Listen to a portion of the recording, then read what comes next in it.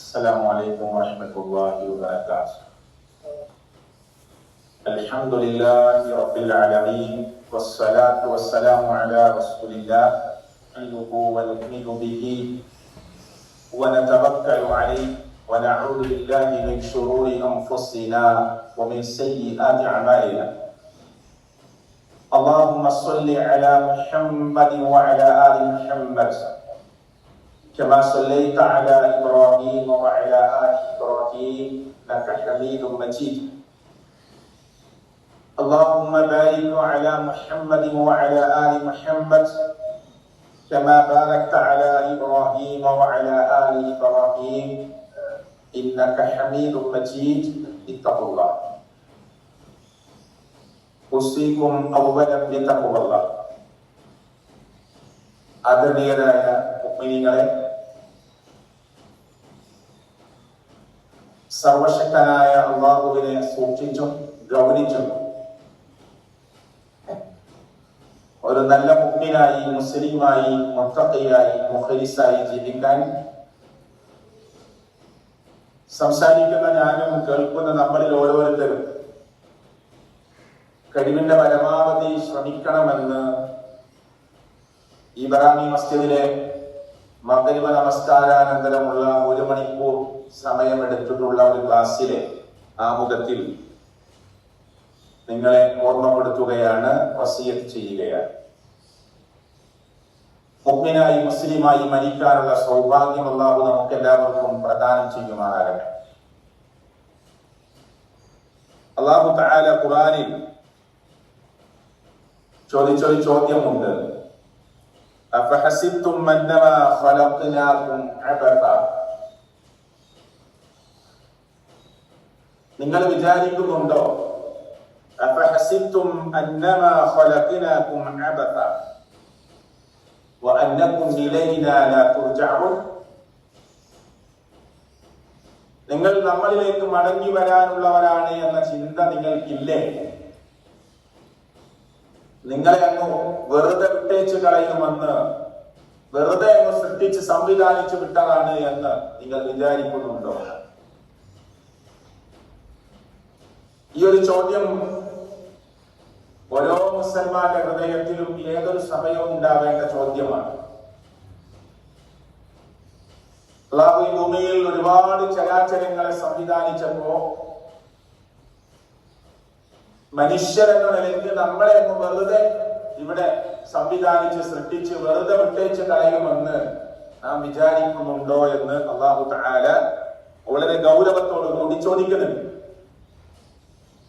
മറ്റൊരു സ്ഥലത്ത് അല്ലാഹു തആല യാ അയ്യുഹല്ലദീന ആമനു, വിശ്വാസികളെ എന്ന് വിളിച്ചിട്ട് അല്ലാഹു തആല പറഞ്ഞു, യാ അയ്യുഹല്ലദീന ആമനു തഖുല്ലാഹ്, നിങ്ങൾ അല്ലാഹുവിനെ സൂക്ഷിക്കണം. വിശ്വാസികളെ, വിശ്വാസികളോട് അല്ലാഹുവിനെ സൂക്ഷിക്കാൻ പറയുക. വിശ്വാസികളോട് വീണ്ടും വിശ്വാസത്തെ ശക്തിപ്പെടുത്താൻ ആവശ്യപ്പെടുക. അതൊക്കെ അല്ലാഹുവിന്റെ ശൈലിയാണ്.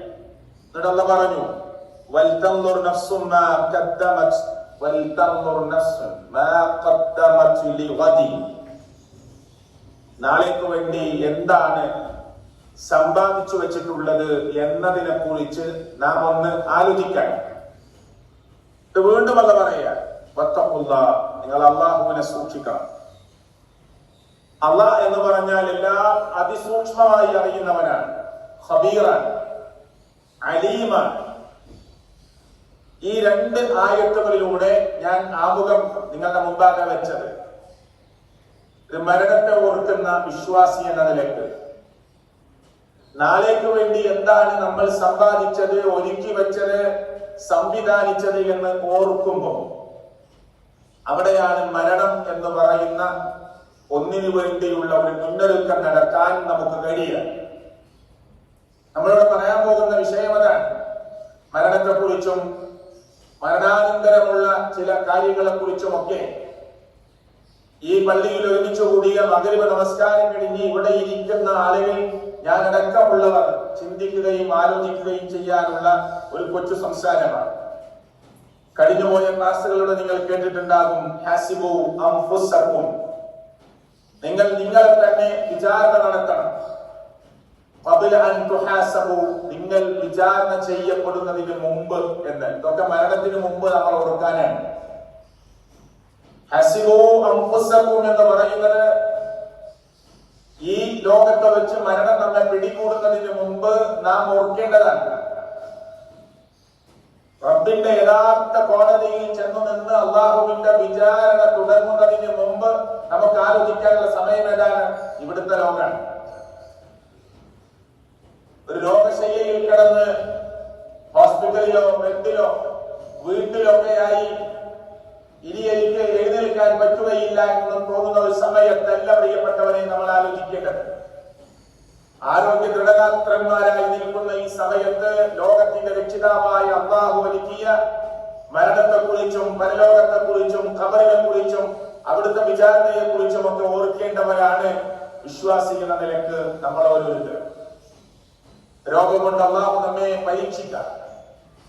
ഇവിടെ നമ്മുടെ പള്ളിയുടെ പരിസര പ്രദേശങ്ങളിലായി നമ്മുടെ പള്ളിയുമായി ബന്ധപ്പെടുന്നവരിൽ തന്നെ ക്യാൻസറുമായി ബന്ധപ്പെട്ട പ്രയാസം അനുഭവിക്കുന്ന സഹോദരി, അതുപോലെ തന്നെ വ്യത്യസ്തമായ രോഗങ്ങൾ കൊണ്ട് വൈറസ് സംബന്ധമായ അസുഖങ്ങളെ കൊണ്ട് ഒക്കെ പ്രയാസം അനുഭവിക്കുന്ന 2-3 സഹോദരിമാരുടെ ബന്ധുമിത്രാദികൾ അവർക്ക് വേണ്ടി പ്രാർത്ഥിക്കാൻ ആവശ്യപ്പെട്ടിട്ടുണ്ട്. അള്ളാഹു അവർക്ക് പൂർണ്ണമായി ശിഫ നൽകി എത്രയും വേഗത്തിലുള്ള ശമനം നൽകി അള്ളാഹു അനുഗ്രഹിക്കുമാറാകട്ടെ. അത് പേരെടുത്ത് പറഞ്ഞ 2-3 ആളുകൾ, അതിനപ്പുറം ധാരാളം ആളുകൾ രോഗത്തിലാണ്, രോഗത്തിന്റെ വ്യത്യസ്തമായ ബുദ്ധിമുട്ടുകളിലാണ്, ശാരീരികമായ മാനസികമായ പ്രയാസങ്ങളിലാണ്. അള്ളാഹു അവർക്കൊക്കെ ആശ്വാസവും സമാധാനവും നൽകുമാറാകട്ടെ. അവരുടെ കുടുംബങ്ങൾക്ക് അതുമൂലം ഉണ്ടാകുന്ന പ്രയാസങ്ങൾ, മാനസികമായ പ്രതിസന്ധികൾ എല്ലാം അള്ളാഹു എളുപ്പമാക്കി കൊടുക്കുമാറാകട്ടെ. ഇതൊക്കെ നമ്മളെ രോഗം അത് കാഠിന്യപ്പെടുക എന്നുള്ളത് നമ്മുടെ യാത്രക്കുള്ള ഒരു ഒരുക്കാണ്. നമ്മുടെ മനസ്സിന്റെ ചിന്തകൾ അങ്ങോട്ടൊക്കെ പോകണം. ചെറുപ്പക്കാർ എത്രയോ ആളുകൾ പെട്ടെന്ന് തളർന്നു കൊണ്ട് മരിക്കുന്നു.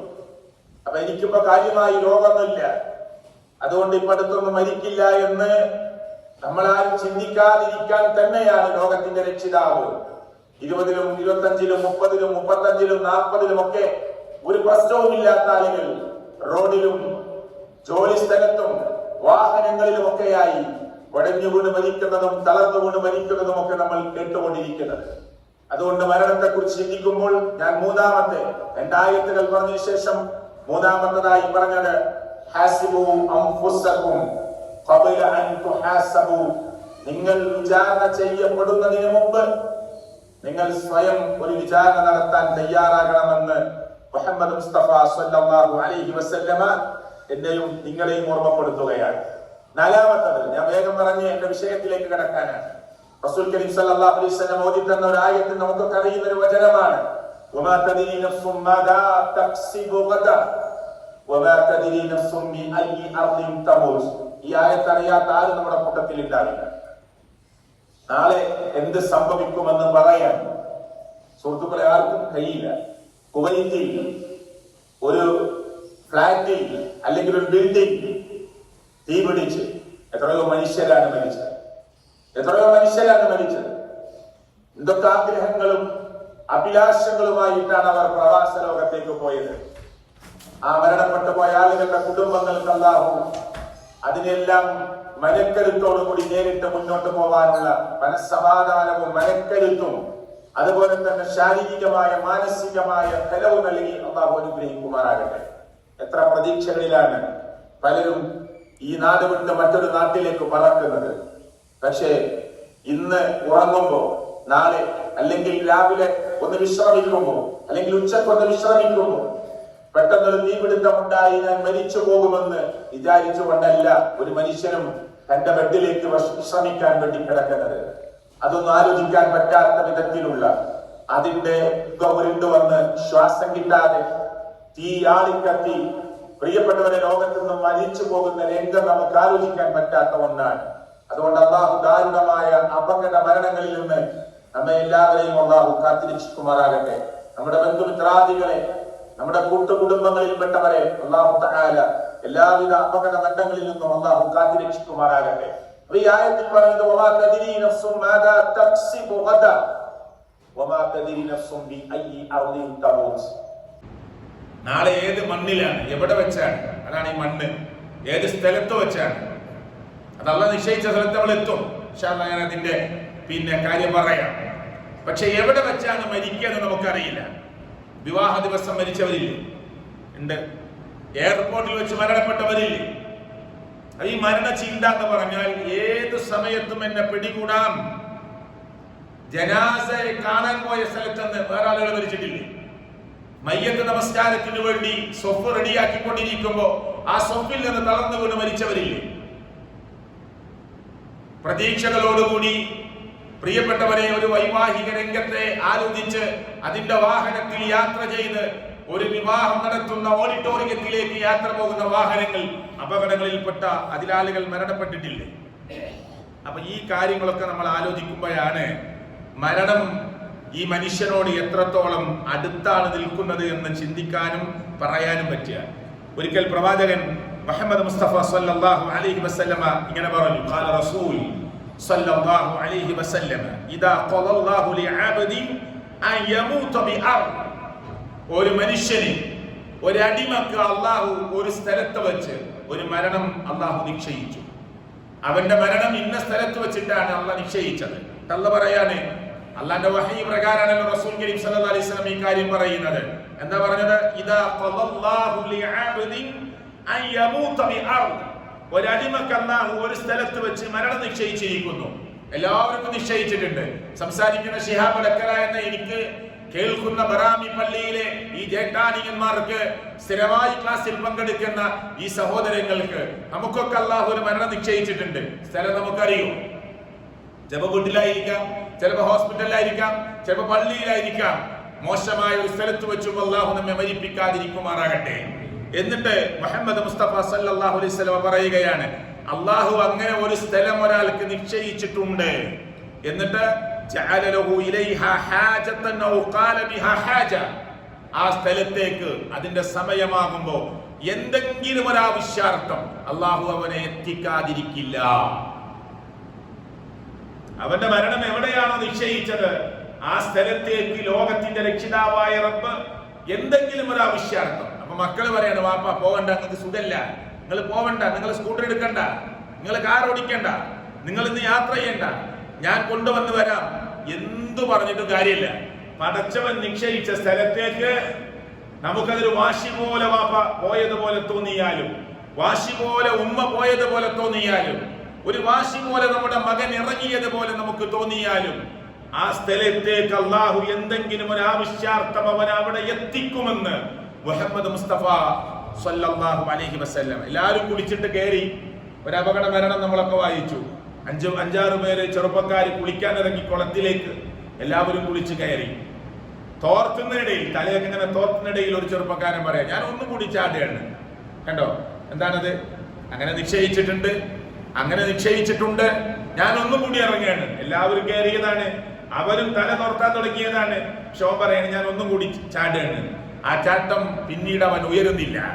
പിന്നെ കൂടെയുള്ളവർ അവന്റെ മയ്യത്തെടുക്കാൻ ആ കുളത്തിൽ മുങ്ങുന്നൊരവസ്ഥയാണ് ഉണ്ടാകുന്നത്.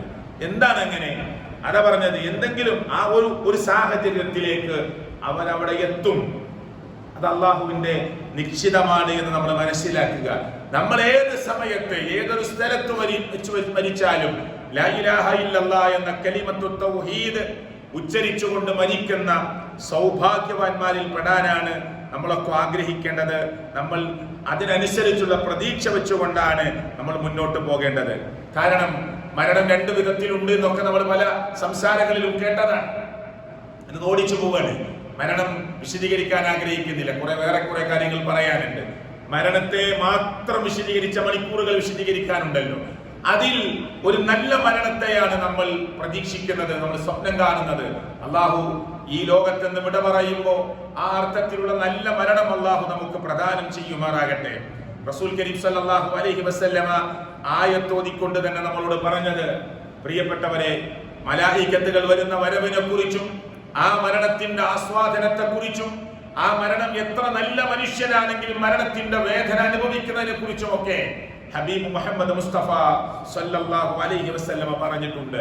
മരണത്തെ ധാരാളമായി ഓർക്കാനാണ് അള്ളാഹുവിന്റെ പ്രവാചകൻ പറഞ്ഞത് അക്സിറു, നിങ്ങൾ വർദ്ധിപ്പിക്കണം. എന്താ പ്രയോഗം തന്നെ നോക്കൂ നിങ്ങൾ. അക്സിറു, നിങ്ങൾ വർദ്ധിപ്പിക്കണം. എന്താണ് വർദ്ധിപ്പിക്കേണ്ടത്? ദിക്റ ഹാദിമിൽ ലദ്ദാത്ത്, ആ മരണം, അത് പ്രിയപ്പെട്ടവരെ പിടികൂടുന്ന അതിന്റെ ഒരു മരണത്തിന്റെ രുചി, മരണത്തിന്റെ ആസ്വാദനം. ആ ഒരു മരണത്തിന് രുചി എന്നാണ് ഖുർആൻ പ്രയോഗിച്ചത്. നമുക്കൊക്കെ അറിയുന്ന ഒരു ആയത്തിലുണ്ട്, കുല്ലു നഫ്സിൻ ദാഇഖത്തുൽ മൗത്ത്, മരണത്തിന്റെ രുചി എന്നാണ് ഇതിന്റെ അർത്ഥം. ദാഖ എന്ന് പറഞ്ഞാൽ ശരിക്ക് ആസ്വദിച്ചു എന്നാണ്. അപ്പൊ മരണം എങ്ങനെ ആസ്വദിക്കലാണ്? അപ്പൊ മരണത്തിന്റെ രുചി തൊട്ടറിയാതെ ആസ്വദിക്കാതെ ഒരൊറ്റ മനുഷ്യനും ലോകത്തൊന്നും വിട പറയില്ല. അതുകൊണ്ട് എന്നിട്ട് പ്രവാചകൻ പറയാണ്, അതുകൊണ്ട് ഉദ്ദേശിക്കുന്ന മരണമാണ്, മരണമാണ് ഞാൻ ഈ ഉദ്ദേശിക്കുന്നത്. മരണത്തെ കുറിച്ചുള്ള ഓർമ്മ ഇങ്ങനെ ധാരാളമായി നിങ്ങൾ വർദ്ധിപ്പിക്കണമെന്ന് ആരാ പറയുന്നത്? മുഹമ്മദ് മുസ്തഫ സല്ലല്ലാഹു അലൈഹി വസല്ലമ. ഈ മരണത്തെ ഇങ്ങനെ ധാരാളമായി ഓർത്താൽ എന്താണ്? അതിൽ കുറെ ഗുണങ്ങളുണ്ട്. അത് അള്ളാഹുവിന്റെ പ്രവാചകൻ സല്ലല്ലാഹു അലൈഹി വസല്ലമ വ്യത്യസ്ത സന്ദർഭങ്ങളിലായി പറഞ്ഞു തന്നിട്ടുണ്ട്. ഒരിക്കൽ പിന്നെ ഇങ്ങനെ വിശദീകരിച്ചതായി പ്രിയപ്പെട്ടവരെ പണ്ഡിതന്മാർ രേഖപ്പെടുത്തുകയാണ്. അള്ളാഹുവിന്റെ പ്രവാചകൻ വിശദീകരിച്ചു കൊടുക്കുകയാണ്. ശ്രദ്ധിച്ചു കേട്ടോളൂ. മരണത്തെ ധാരാളമായി ഓർക്കുന്ന മനുഷ്യനെ അള്ളാഹ് ആദരിക്കും. ഏതർത്ഥത്തിലാണ് ആദരിക്കുക? ഈ ക്ലാസ് കഴിഞ്ഞു പോകുമ്പോ ഈ 6 കാര്യങ്ങളെങ്കിലും നമ്മുടെ മനസ്സിലുണ്ടാവണം. ഞാൻ ഈ സംഭവത്തിൽ പറയുന്നത് 6 കാര്യങ്ങളാണ്. ഒന്ന്, എന്താ പറഞ്ഞത്? മരണത്തെ ധാരാളമായി ഓർക്കുന്നവനെ അക്രമഹുല്ലാഹ്, അല്ലാഹ് ആദരിക്കും അവനെ. എങ്ങനെ? ബിസലാസി, 3 കാര്യങ്ങളെ കൊണ്ട് അള്ളാഹു അവന് ഒരു പ്രത്യേക ആദരവ് നൽകും. ഈ ക്ലാസ് കഴിഞ്ഞു പോകുമ്പോൾ നമ്മുടെ മനസ്സിലുണ്ടാവേണ്ട അതിന്റെ ഒരു സാരമെങ്കിലും ഒരു ആശയമെങ്കിലും നമ്മുടെ മനസ്സിലുണ്ടാവണം. 3 കാര്യങ്ങളെ കൊണ്ട് അള്ളാഹു അവനെ ആദരിക്കും. ഒന്ന്, ബിതഅജീലി തൗബ, മനുഷ്യരാണ് തെറ്റുണ്ടാവും, മനുഷ്യരാണ് കുറ്റമുണ്ടാകും, മനുഷ്യരാണ് പിഴവുകൾ ഉണ്ടാവും. എന്നാൽ മരണത്തെ ധാരാളമായി ഓർക്കുന്നവന് അള്ളാഹു കൊടുക്കുന്ന ഒരു ആദരവ് എന്താണെന്നറിയോ? അവനെ കൊണ്ട് അള്ളാഹു തൗബക്ക് വേണ്ടി ധൃതി കൂട്ടും. പശ്ചാത്തപിച്ച് മടങ്ങാതെ അവനെ മരിക്കാൻ സമ്മതിക്കാത്തൊരവസ്ഥ അള്ളാഹ് ഉണ്ടാക്കും. അത് വലിയൊരു സൗഭാഗ്യമാണ്. ഒരു മനുഷ്യൻ എന്ന നിലയ്ക്ക് നമ്മളിൽ തെറ്റുണ്ടാവാം, പക്ഷേ മരണത്തെ ധാരാളമായി ഓർക്കുക. റബ്ബേ മരിക്കണമല്ലോ, അള്ളാഹുവെ ഖബറിൽ എത്തണമല്ലോ, 6 അടി മണ്ണിൽ കിടക്കണമല്ലോ, പടച്ചവനെ നിന്റെ മലായിക്കത്തുകൾ വരുമല്ലോ, റബ്ബേ അവിടെ ചോദ്യമുണ്ടല്ലോ, ആ ചോദ്യത്തിന് ഉത്തരം പറയേണ്ടവനാണല്ലോ ഞാൻ. ഈ അർത്ഥത്തിൽ ഇങ്ങനെ മരണത്തെ ധാരാളമായി ഓർക്കുന്ന മനുഷ്യർക്ക് അള്ളാഹു 3 തരത്തിലുള്ള ആദരവ് നൽകുന്നതാണ്. അത് പടച്ചവൻ കൊടുക്കുന്ന ഒരു പ്രത്യേക കാരുണ്യമാണ്, അനുഗ്രഹമാണ്. അതിലൊന്നാണ് ഞാൻ പറഞ്ഞത്, ബിതഅജീലി തൗബ, അവനെ കൊണ്ട് തൗബ ചെയ്യാനുള്ള ധൃതി അള്ളാഹു അവനിൽ ഉണ്ടാക്കി കൊടുക്കും. എന്തായാലും ശരിയാവണം, നന്നാവണം, ഒക്കെ ഒന്ന് പശ്ചാത്തപിച്ച് മടങ്ങണം, പൊട്ടിക്കരഞ്ഞ് അള്ളാഹിനോടൊന്ന് പറയണം എന്ന് പറഞ്ഞ് ഇങ്ങനെ വെയിറ്റ് ചെയ്തിരിക്കല്ല. പിന്നെ ചെയ്തു പോയ തെറ്റിന് വേഗത്തിൽ പശ്ചാത്തപിച്ച് മടങ്ങാനുള്ള സാഹചര്യവും സന്ദർഭവും മനസ്സും അള്ളാഹു കൊടുക്കും. അതാണ് ഒന്നാമത്തെ ആദരവ്. രണ്ടെന്താണ്? ഹൃദയത്തിൽ ഉള്ളത് കൊണ്ട് തൃപ്തിപ്പെടാനുള്ള ഒരു മാനസികാവസ്ഥ അള്ളാഹു കൊടുക്കും. അത് വലിയൊരു സംഭവമാണ്, ചെറിയ കാര്യമൊന്നുമല്ല. ഇത് മരണത്തെ കൂടുതൽ ഓർക്കുന്ന ആൾക്ക് കൊടുക്കുന്ന ആദരവാണ്. ഇത് വലിയൊരു വിശദീകരിച്ച് പറയേണ്ട കാര്യമാണ്. ഉള്ളത് കൊണ്ട് തൃപ്തിപ്പെടാൻ പറ്റുക എന്നുള്ളത് വലിയൊരു സംഭവമാണ്. അതുകൊണ്ടാണ് നിങ്ങൾ അങ്ങോട്ട് നോക്കല്ലേ, ഇങ്ങോട്ട് നോക്കല്ലേ, നിങ്ങളെക്കാൾ ഉയർന്നവരിലേക്ക് നോക്കല്ലേ, നിങ്ങളെക്കാൾ ഉയർന്ന വീടുകളിലേക്കല്ല നിങ്ങൾ നോക്കേണ്ടത്, നിങ്ങളെക്കാൾ ഉയർന്നു നിൽക്കുന്ന അവസ്ഥയിലേക്കല്ല നിങ്ങൾ നോക്കേണ്ടത്, നിങ്ങളെക്കാൾ താഴ്ന്നവരിലേക്ക് നിങ്ങൾ നോക്ക്. അപ്പോഴാ നിങ്ങൾക്ക് കിട്ടിയ നിഅമത്തിനെ, അനുഗ്രഹങ്ങളെ നിങ്ങൾക്ക് ഓർമ്മ വരിക. നമ്മളെക്കാൾ വലിയവരിലേക്ക് ഇങ്ങനെ നോക്കി, വലിയ സാമ്പത്തിക ശേഷിയുള്ള കൊട്ടാരം പോലെയുള്ള വീടിലേക്ക് നോക്കി നമ്മുടെ വീടിനെ കൊച്ചാക്കുമ്പോ, ആ വലിയ സൗകര്യങ്ങളെ ആസ്വദിക്കുന്നവരൊക്കെ ഉണ്ട്. നമുക്ക് കിട്ടിയ സൗകര്യങ്ങളെ നാം കൊച്ചാക്കി കാണുമ്പോ, എന്റെ ആരോഗ്യം തന്നെ വലിയ സൗഭാഗ്യമല്ലേ, രോഗമില്ലായ്മ വലിയ സൗഭാഗ്യമല്ലേ, വെയിലും മഴയും കൊല്ലാതെ കിടന്നുറങ്ങാനുള്ള ഒരു കൂര വലിയ സൗഭാഗ്യമല്ലേ. അത് സൗഭാഗ്യമായി തോന്നണമെങ്കിൽ പ്രിയപ്പെട്ടവരെ, ഉള്ളത് കൊണ്ട് തൃപ്തി ഉണ്ടാവാനുള്ള ഒരു മാനസികാവസ്ഥ വേണം. അത് മരണത്തെ ധാരാളമായി ഓർക്കുന്നവൻ അള്ളാഹ് സമ്മാനമായി കൊടുക്കുമെന്നാണ് അള്ളാഹുവിന്റെ പ്രവാചകൻ സല്ലല്ലാഹു അലൈഹി വസല്ലം നമ്മളെ പഠിപ്പിക്കുന്നത്. അപ്പൊ രണ്ടാമത്തെ കാര്യം ഒന്നെന്താണ്? മറന്നുപോകരുത്, ബിതഅജീലി തൗബ, തൗബ ചെയ്യാനുള്ള, പശ്ചാത്തപിച്ചു മടങ്ങാനുള്ള ധൃതി.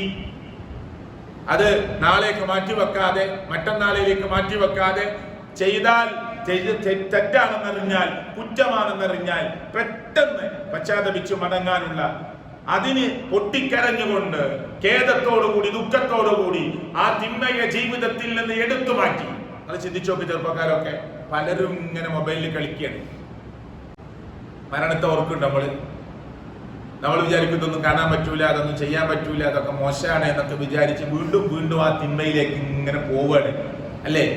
അതാ പറഞ്ഞ, തിന്മയെ ജീവിതത്തിൽ നിന്ന് പറിച്ചു മാറ്റിയിട്ട് ഈ യഥാർത്ഥ തൗബ അതിൽ ധൃതി കാണിച്ച് ചെയ്യാനുള്ള ഒരു മാനസികമായ ഒരു അവസ്ഥയും സന്ദർഭവും മരണബോധത്തോടു കൂടി അള്ളാഹു അവന് സമ്മാനമായി കൊടുക്കും. രണ്ടാമത്തത് പറഞ്ഞു, ഹൃദയത്തിൽ അല്ലെങ്കിൽ മനസ്സിൽ ഉള്ളത് കൊണ്ട് തൃപ്തിയടയാനുള്ള ഒരു വലിയ മനസ്സമാധാനത്തോടു കൂടി അതിനെ മനസ്സിലാക്കി ഉൾക്കൊള്ളാനുള്ള ഒരു മാനസികാവസ്ഥ അള്ളാഹു തരും. രണ്ടാമത്തത്, ഈ മരണത്തെ നന്നായി ഓർക്കുന്നവന് കിട്ടുന്ന മൂന്നാമത്തെ സമ്മാനം കാര്യമോ, ഈ മൂന്ന് കാര്യം നമ്മൾ ഓർക്കണം കേട്ടോ. ഒന്നെന്താണ്? പശ്ചാത്തപിച്ചു മടങ്ങാനുള്ള ധൃതി. രണ്ട്, ഉള്ളത് കൊണ്ട് തൃപ്തിപ്പെടാനുള്ള ഒരു മാനസികാവസ്ഥ. മൂന്ന്, ആരാധനാകർമ്മങ്ങൾ ചെയ്യാനുള്ള ഒരു ഉന്മേഷം. അത് മരണബോധത്തിൽ നിന്ന് കിട്ടുന്നതാണ്. മറ്റേ നമ്മൾ നമസ്കരിക്കുന്നുണ്ടാവും, അങ്ങനെ കൈകെട്ടി നിൽക്കുകയാണ്, പക്ഷെ എവിടെയോ ഒക്കെയാണ് മനസ്സുള്ളത്. അത് നല്ലൊരു ആത്മാർത്ഥതയിലും ഒരു ഉന്മേഷത്തിലും നിർവഹിക്കാനുള്ള ഒരു അവസ്ഥ ഉണ്ടാവില്ല. അതൊക്കെ ഒരു യാന്ത്രികമായിട്ട് എല്ലാവരും ഇങ്ങനെ നമസ്കരിക്കുന്നു, നമ്മൾ നമസ്കരിക്കുന്നു, എല്ലാവരും ഇങ്ങനെ പെരുന്നാളിൽ ഈദ്ഗാഹിലേക്ക് പോകുന്നു, നമ്മളും പോകുന്നു, എല്ലാവരും ജുമഅക്ക് പോകുന്നു, നമ്മളും പോകുന്നു, എല്ലാവരും ഇങ്ങനെ കുറെ സദഖയൊക്കെ ചെയ്യുന്നു, നമ്മളും ചെയ്യുന്നു. ഇത് മനസ്സറിഞ്ഞ് ഉന്മേഷത്തോടു കൂടി നല്ല ആദർശബോധത്തോടു കൂടി ആത്മാർത്ഥമായി പരലോകത്തെ ഓർത്തുകൊണ്ട് ഏതൊരു ചെറിയ നന്മയും നാം ചെയ്യുമ്പോൾ ലോകത്തിന്റെ രക്ഷിതാവായ റബ്ബിന്റെ അടുക്കൽ നിന്നുള്ള കൂലി ആഗ്രഹിച്ച്, നരകമോചനം ആഗ്രഹിച്ച്, സ്വർഗപ്രാപ്തി ആഗ്രഹിച്ചുകൊണ്ട് നിർവഹിക്കാൻ മരണബോധമുള്ളവർക്ക് അല്ലാഹു ഒരു പ്രത്യേകമായ ആവേശം നൽകുമെന്നാണ് ഈ കാര്യത്തിൽ നിന്ന് മനസ്സിലായത്. ഇനി മരണബോധം മറന്നാലോ? അതാണ് 6 കാര്യം പറഞ്ഞത്.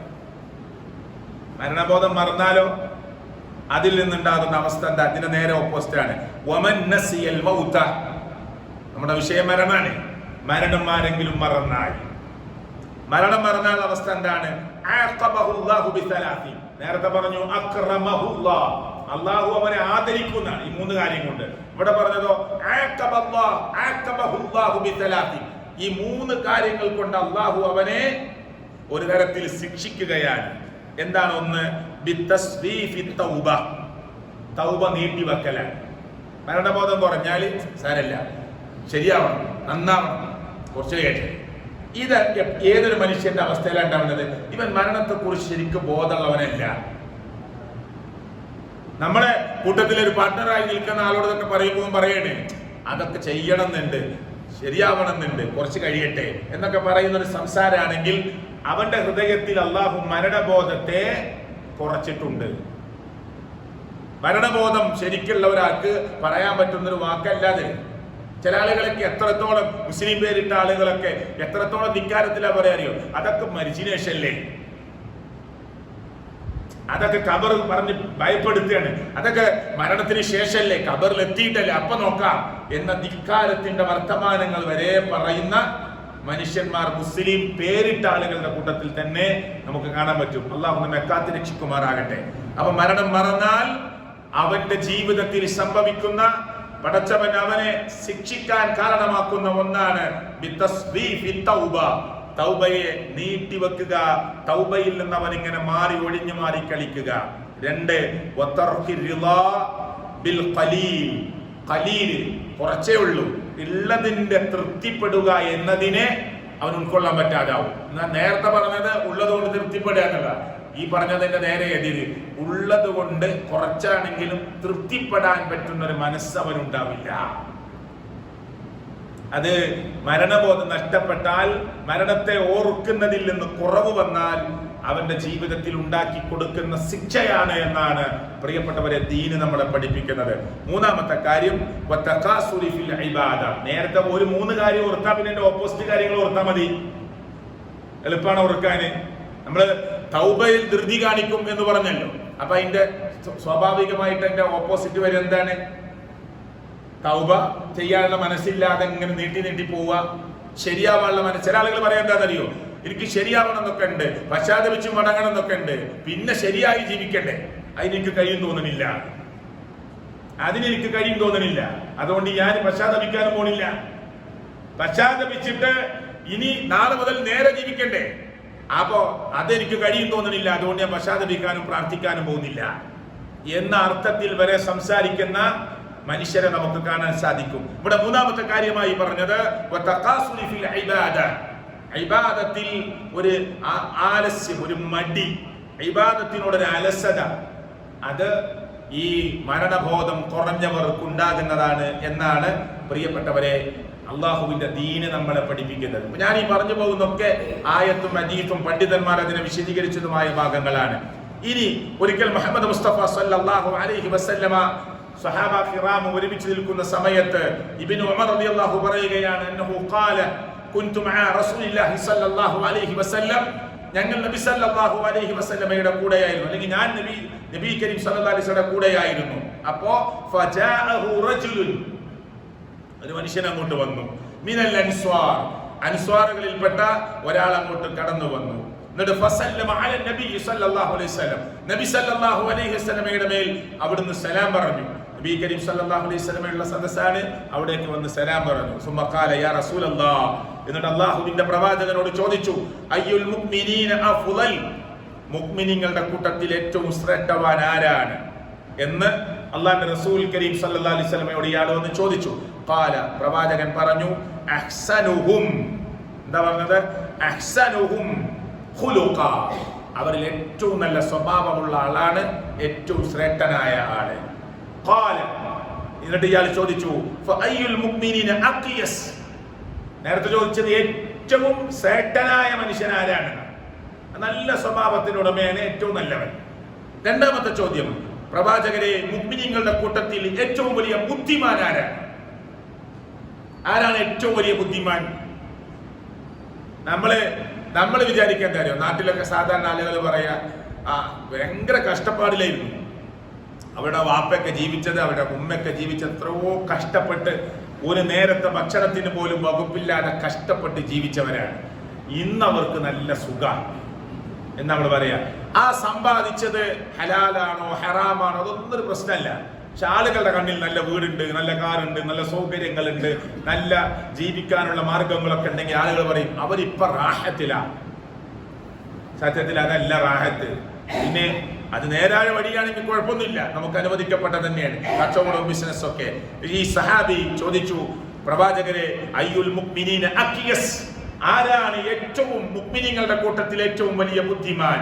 പ്രവാചകൻ സല്ലല്ലാഹു അലൈഹി വസല്ലമയുടെ മറുപടി, അക്തറുഹും ലിൽ മൗതി ദിക്റാ, മരണത്തെ ധാരാളമായി ഓർക്കുന്നവൻ ആരാണോ അവരാണ്. വഅഹ്സനുഹും ലിമാ ബഅദഹു ഇസ്തിഅദാദൻ, ആ മരണത്തിന് ശേഷമുള്ള കാര്യങ്ങൾക്ക് വേണ്ടി ഏറ്റവും വലിയ മുന്നൊരുക്കം നടത്തുന്നവൻ ആരാണോ അവനാണ് ബുദ്ധിമാൻ. സത്യത്തിൽ അതല്ലേ ബുദ്ധി? ഇത് എത്ര കൊല്ലം ഉണ്ടെന്ന് ഉറപ്പില്ല, അവിടുത്തെ തീരില്ല എന്ന് ഉറപ്പാണ്. എങ്ങനെ? ഇവിടുത്തെ ജീവിതം എത്ര കൊല്ലം ഉണ്ട് എന്ന് നമുക്ക് ഒരു ഉറപ്പുമില്ല. എന്നാൽ പരലോകമോ ഒരിക്കലും തീരില്ല എന്നത് ഉറപ്പാണ്. നരകമാണെങ്കിലും തീരില്ല, സ്വർഗമാണെങ്കിലും തീരില്ല.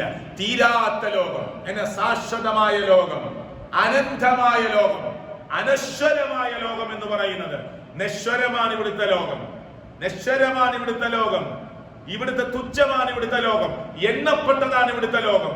ഈ പള്ളിയിൽ ഇരിക്കുന്ന നമ്മളൊക്കെ ഇനി എത്ര ദിവസം, എത്ര മാസം, എത്ര വർഷം ഈ ഭൂമിയിൽ ഉണ്ടാകുമെന്ന് പറയാൻ നമുക്കാർക്കും കഴിയില്ല. എന്നാൽ പരലോകം എന്ന് പറയുന്നത് ഒരിക്കലും അവസാനിക്കാത്തതാണ്, പ്രായം വർദ്ധിക്കാത്തതാണ് സ്വർഗം. ഒരു ദിവസം തന്നെ നമ്മളൊക്കെ കേട്ടിട്ടുണ്ട് 50,000 വർഷങ്ങൾക്ക് തുല്യമാണെന്നൊക്കെ. അങ്ങനെയാണെങ്കിൽ ഏറ്റവും വലിയ ബുദ്ധിമാനാരാ? അതാ പ്രവാചകൻ മറുപടി കൊടുക്കുന്നത്. എന്താ മറുപടി പറഞ്ഞത്? അക്തറുഹും ലിൽ മൗതി ദിക്റാ, വഅഹ്സനുഹും ലിമാ ബഅദഹു ഇസ്തിഅദാദൻ ഉലൈകൽ ലഖിയാസ്. പ്രവാചകൻ സല്ലല്ലാഹു അലൈഹി വസല്ലം മറുപടി കൊടുക്കുകയാണ്. എന്താ? മരണത്തെ ധാരാളമായി ഓർക്കുകയും മരണാനന്തരമുള്ള ലോകത്തിന് വേണ്ടിയുള്ള മുന്നൊരുക്കം നടത്തുകയും ചെയ്യുന്നവരാരോ അവരാണ് ബുദ്ധിമാന്മാർ. ആ ബുദ്ധി സാധാരണ നമ്മൾ ഒരു അങ്ങാടിയിൽ പ്രസംഗിച്ചാൽ കേൾക്കുന്ന ആയിരക്കണക്കിന് ആളുകളുടെ കൂട്ടത്തിൽ എല്ലാവരും അംഗീകരിക്കണം എന്നില്ല. ഇതെന്ത് ബുദ്ധിയാണ്? മരണാനന്തര ലോകം, ഈ ലോകമല്ലേ ആസ്വദിക്കാനുള്ളത്, ഇവിടുത്തെ ലോകമല്ലേ നമുക്ക് ആനന്ദിക്കാനുള്ളത്, ഒരൊറ്റ ജീവിതമല്ലേ ഇവിടെ കിട്ടുള്ളൂ. അത് നമ്മളിങ്ങനെ പരലോകം, മരണം, ഖബറൊക്കെ പറഞ്ഞ് പേടിച്ചിരിക്കേണ്ടവരാണോ?